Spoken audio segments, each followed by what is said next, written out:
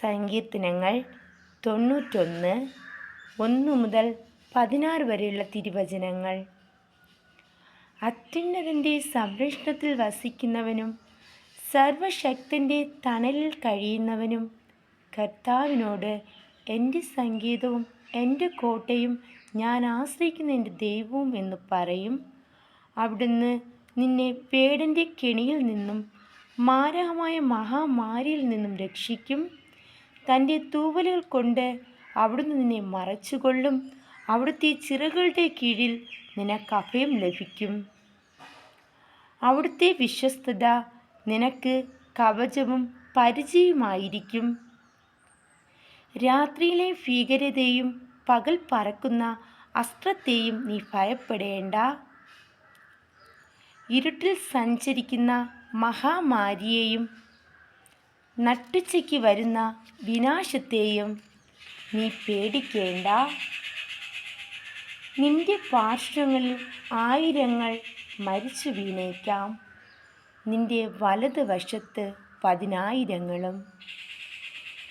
എങ്കിലും നിനക്കൊരനർത്ഥവും സംഭവിക്കുകയില്ല. ദുഷ്ടരുടെ പ്രതിഫലം നിന്റെ കണ്ണുകൾ കൊണ്ട് തന്നെ നീ കാണും.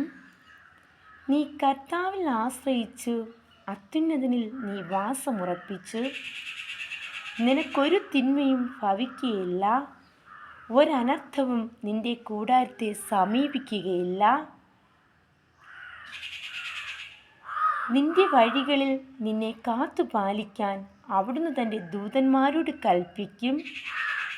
നിന്റെ പാദം കല്ലിൽ തട്ടാതിരിക്കാൻ അവർ നിന്നെ കൈകളിൽ താങ്ങിക്കൊള്ളും. സിംഹത്തിൻ്റെയും അണലിയുടെയും മേൽ നീ ചവിട്ടി നടക്കും.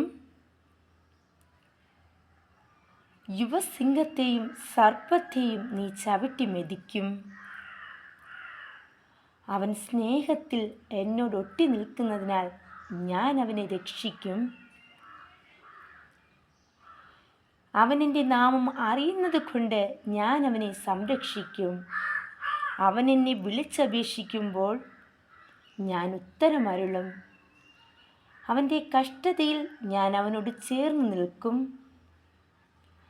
ഞാൻ അവനെ മോചിപ്പിക്കുകയും മഹത്വപ്പെടുത്തുകയും ചെയ്യും. ദീർഘായുസ്സ് നൽകി ഞാൻ അവനെ സംതൃപ്തനാക്കും. എൻ്റെ രക്ഷ ഞാൻ അവന് കാണിച്ചു കൊടുക്കും.